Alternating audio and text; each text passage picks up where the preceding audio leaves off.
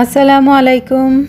খুবই সহজ আর বেশ মজার একটা রেসিপি শেয়ার করব। ঝটপট এটা বানানো যায়, খুবই কম উপকরণ। বানাবো নারকেল দিয়ে পুডিং।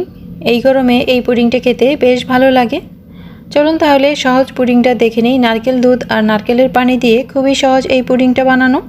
প্রথমে আমি 1 কাপ নারকেল নিয়ে ব্লেন্ডারে দিয়ে দেব, সাথে দেব 1 কাপ নারকেলের পানি।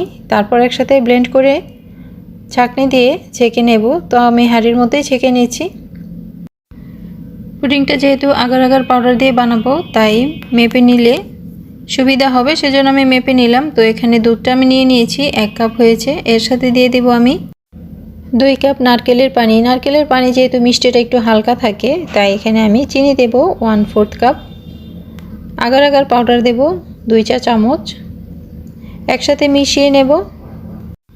এবার চুলায় বসিয়ে দেব। চুলার জালটা একটু মিডিয়ামে রাখতে হবে, তা না হলে তলায় লেগে যাবে। আর এটা গরম হওয়ার আগ পর্যন্ত নাড়তে থাকতে হবে। কয়েকটা বলক আসলে তারপর আমি চুলা থেকে নামিয়ে পছন্দ মতো বাটিতে ঢেলে নিতে হবে। তো আমি এখানে একটা সিলিকনের মোল্ড নিয়েছি, এর মধ্যে দিয়ে দেব। আর বাকি অংশটা একটা বাটিতে নিয়ে নিচ্ছি কেক মোল্ডে। আর এটা ফ্রিজে রাখতে হবে না, নর্মাল টেম্পারেচারে ঠান্ডা হয়ে জমে যাবে যখন, তারপর আমরা এটা মোল্ড থেকে আলাদা করে নেব। খুবই সহজ একটা রেসিপি, কিন্তু এই গরমে এটা খেতে বেশ ভালো লাগে। আশা করি আপনাদেরও ভালো লাগবে। তো এটা আমি এখন ছুরি দিয়ে চারপাশ থেকে ছাড়িয়ে তারপর পিস করে নিচ্ছি। ডাবের পুডিংয়ের রেসিপিটা আমার চ্যানেলে আছে, যদি কারো লাগে দেখে নিতে পারেন। হয়ে গেল খুব সহজভাবে বেশ মজার নারকেলের পানি আর দুধ দিয়ে পুডিং।